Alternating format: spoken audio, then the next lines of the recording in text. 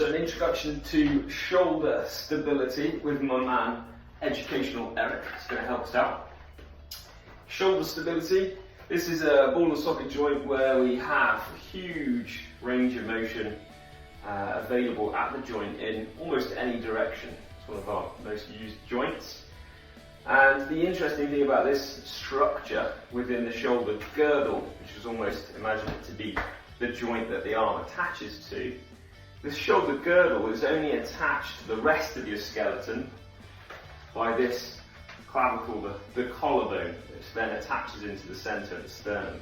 So everything else that we'll see around the back here, the scapula, this big flat shield-like bone, is actually floating and is controlled by a multiple group of muscles, which we're going to kind of discuss their function in a second. So what we're looking at is we're trying to see how the shoulder girdle is actually functioning in a very similar way to the pelvis, in that it can provide a stable base and structure for the limb to perform its function. If we don't have a stable base, much like a tree with its roots, if we aren't stable here, you're not going to be able to utilize the power and the efficiency of the limb. So when we look at it more in terms of the leg, once we've connected the pelvis, this loose structure here, and braced to the core, once this structure is stable, I can get loads of power and kicking in different motions and translate that energy through and out. It's exactly the same in the shoulder girdle as well. If we're able to stabilize the shoulder in position, we can then produce much greater forces and utilize some of these extensor muscle groups. What we have movement-wise at the shoulder girdle is we have elevation, the shoulders can come up. We have this depression, where the shoulders should get stretched down, give you a long neck. We've got this protraction, where we can move the shoulder forwards. And we also have this retraction, where the shoulder blades will feel like they're pinching together. And then in between, we can utilize that and have all these different positions based on sports, movements and activities, wherever we might like to be. So what we're looking at is how to stabilize this structure, first of all, and how efficient that can then make us for many of our movements moving forwards. As an example, the press up is a really good example of how different you can make an exercise in terms of energy and efficiency. So from the side view, if we notice me engaging the shoulder girdle and stabilizing, so that's staying fixed in position. Now if you imagine me doing a press up from the floor, I'm going to push the floor away from me as I rise up and I get to my straight arms, my straight elbow joint. From there I'm then returning back down and have to get to a certain depth or even chest to the floor for it to count, and then we go again. Okay. You can see in the image here how far away my hands are. This is me keeping my shoulder girdle in the same position. If, however, I go into that protraction and I move and I press and I move out really far, you can now see that I've increased that range of motion, and therefore it's a bigger distance to travel. It's going to take me a longer period of time. So for the purposes of speed and stability, you can see I'm now slower and it's more unstable as I move with my body. If I've locked in, it's a quicker, shorter movement.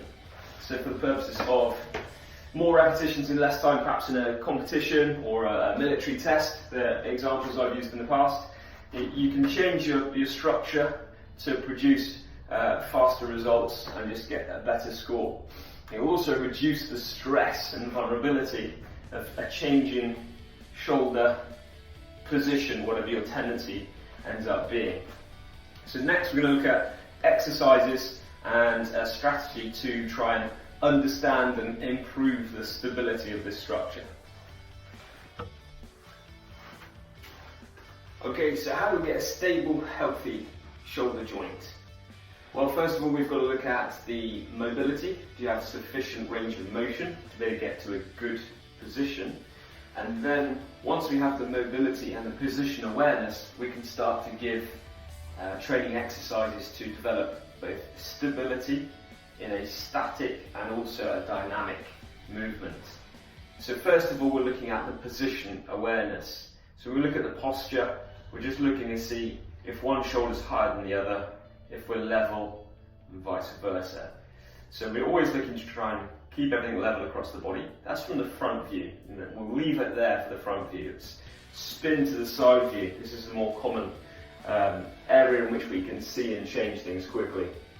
So from the side view, you should be able to see my arm, okay, and then also my chest. But we shouldn't be able to see my upper back or my shoulder blades from the side view if I'm in this good posture. If, however, I'm doing lots of driving and I'm doing lots of desk work, lots of things in front of me, then you tend to see people adopting this posture where they have sort of hands in pockets, starting to now expose more of my upper back, giving me this slightly rounded shoulders look. And then from there, you may even see an exaggeration would be the winging of the scapula. The shoulder blade starts to stick out the back if we get really tight in some of these front muscles. So what we're trying to do is avoid all of that and get back to the optimal anatomical position. So to do so, my advice is always to rotate the hands externally all the way around, so your thumbs are pointing backwards and your palms are facing outwards, and this then stacks the shoulder and puts us into a good alignment. Keeping the shoulder there, we can relax the hands. We don't want to walk around like this all day. Relax the hands, and then we're stacked up in a strong position. You could now stand on my shoulders, and in that position I'd still be able to have this conversation. I'd still be able to breathe, and I'd still be able to talk. However, if from here, if my shoulder creeps forwards, there's a stable structure, almost like we describe it to be on the shelf, and then as we creep forwards, it just, at some point, boom, drops down off the shelf. Now we're not relying on the structures of the skeleton, of stacking the bones to be strong, but instead we've got the bones out of position, and now we're heavily reliant upon neck and shoulder muscles. You'll see this with someone carrying heavy shopping for a long distance. They start in a good posture, and then the shoulder drops off, and the neck gets longer and longer and longer, and the arms seem like they're getting longer and dragging to the floor. If, however, we could have rotated externally and stacked the shoulders up from that side view, then I can carry my shopping for as long as I need to, until maybe my hands actually are things that fatigue. So that's stacking us in the correct posture every 20 minutes, back there, and then back into your work before you get drawn into this rounded posture. So that's number one. We're also going to look at the range of motion now, your sort of flexibility of the shoulder joint. So we would want to be able to take the shoulder in extension behind you. We would want to be able to, so I drop down a bit to see, keep a straight back here. Imagine my back's flat against a wall. Am I able to lift my arms, keeping them straight to the elbow joint?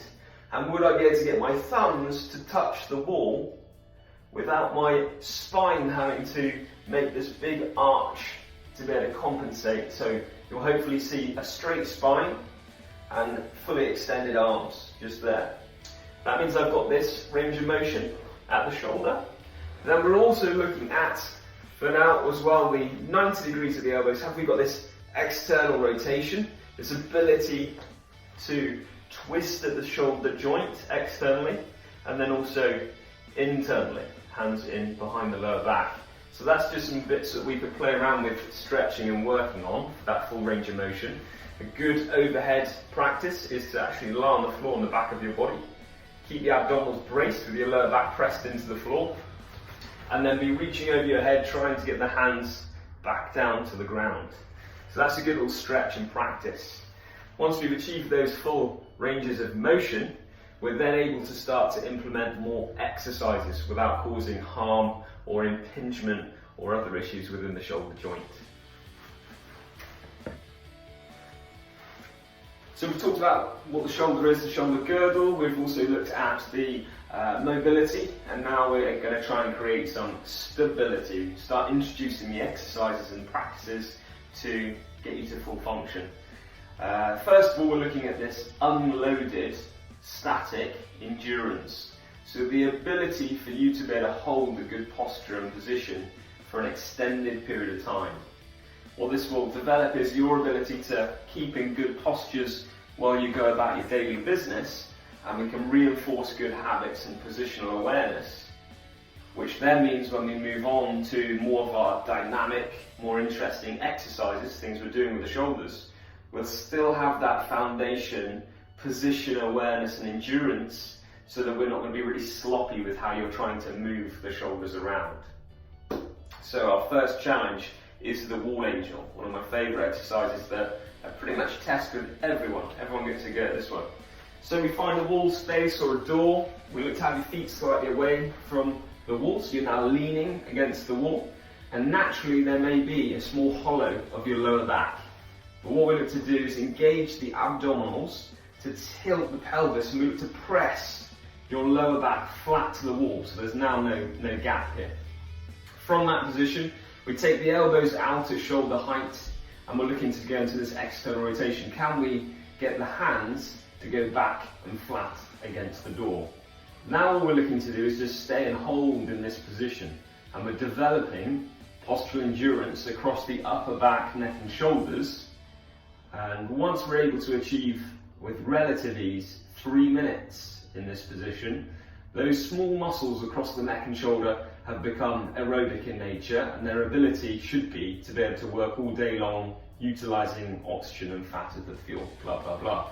But what it does is when we come away from the wall, we relax the arms down, we're now strengthened and reminded of a good posture as opposed to being in that sort of slouched, rounded posture.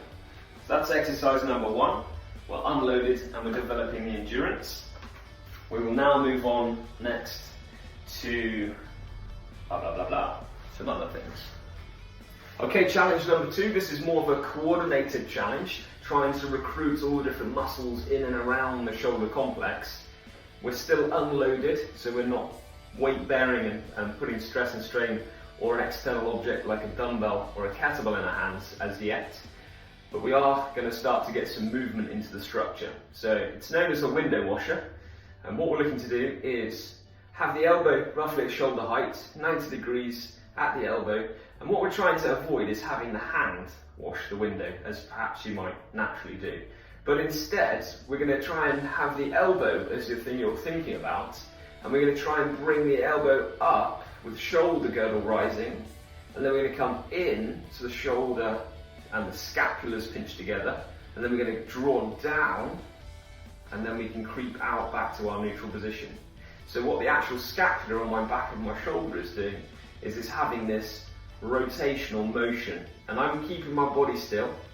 I'm just thinking about moving my elbow around in these circles. Once I've done a few in one way, I'm going to go up, out, down, around, back the other way.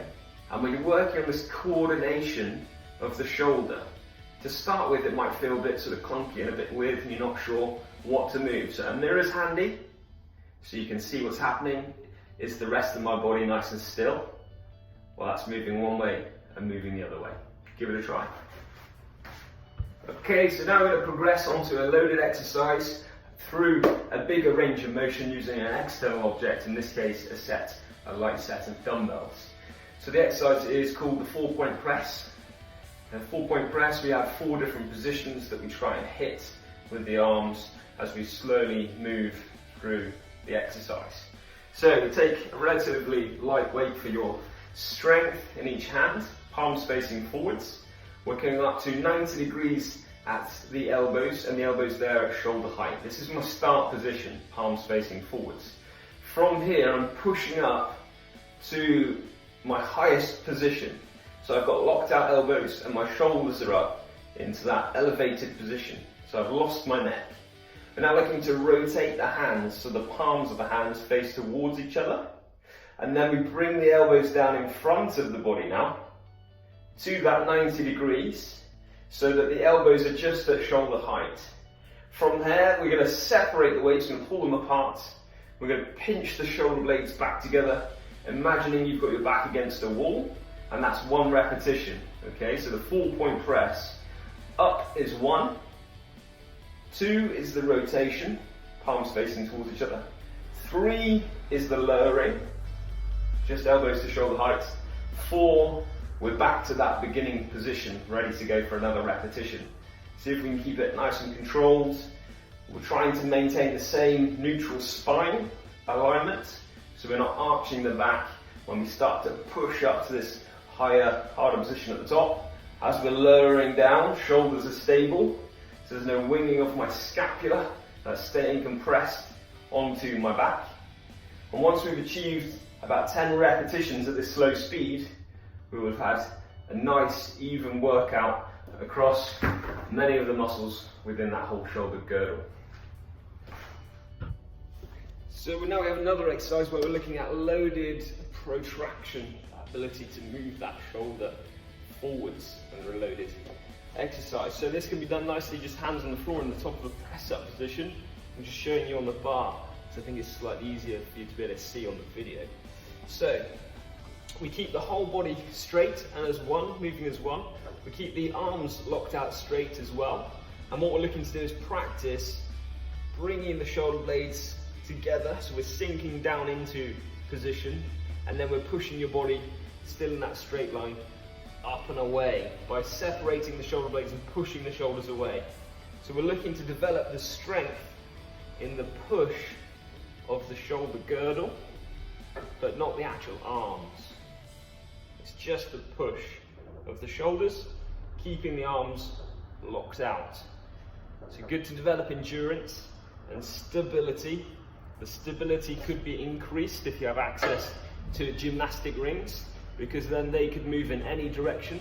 So as you're pushing away, that's even more of a stability challenge. But I'd start here first of all and then progress on to that next level.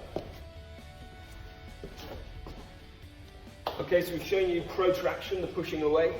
Now we want the retraction, the pulling of those shoulders back and together. Very good for that top range of a chest to bar pull-up, or something where you're looking to really get the fullest range of motion. So we're going to demonstrate that using the bar again. Just raised it up slightly for the purposes of you to be able to see the movement in the camera. And the gymnastic rings again is another good progression to create even more instability. But here we go. Hands are roughly shoulder width apart, even potentially a little bit wider for comfort is good. Then we're in underneath the structure, keeping the body nice and tight as one. We're just looking to pull, pinch shoulder blades together, relax down away. Pull, pinch shoulder blades together, relax down away.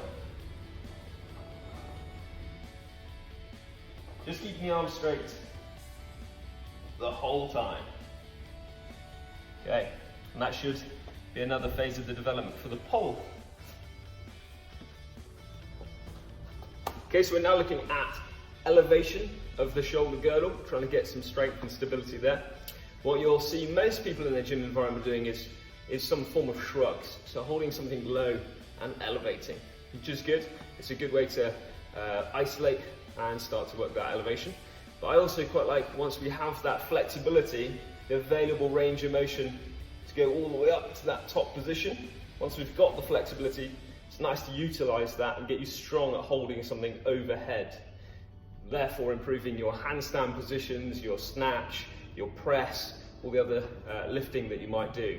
So here I am in underneath a Smith machine. I'm kneeling down because most Smith machines aren't that high, and I'm actually short as well, so even I need to kneel down, most people will. So I'm just grabbing hold of the bar, it doesn't have to be super heavy. My hands are just outside shoulder width apart, get a nice stable structure, brace the core. From here I'm pushing out to my locked out arms, because I'm not using my arm strength at all here. I've got a comfortable wrist position, so I'm not completely collapsed over on my wrist. That just takes away some of that pressure and loading on the joints. From here, it's pushing up to try and get my shoulders as high as I can to get rid of my neck, okay? And then from there, we're relaxing the shoulders down, looking to get that neck back. Up and away, and back down. Repetitions here, just working on that range of motion and keeping the core tight, so we're not changing the body position as we're moving through into that elevation. And then of course on the Smith machine, hooking on and then relaxing back down. If you're doing this with a single dumbbell or a barbell, Just be aware that you've got plenty of space to dump the bar in front. And if you're overhead with a barbell, going wider with your grip is a little bit safer, just in case you lose balance and need to drop the bar behind you. We don't want to get a shoulder injury when we're developing the shoulders.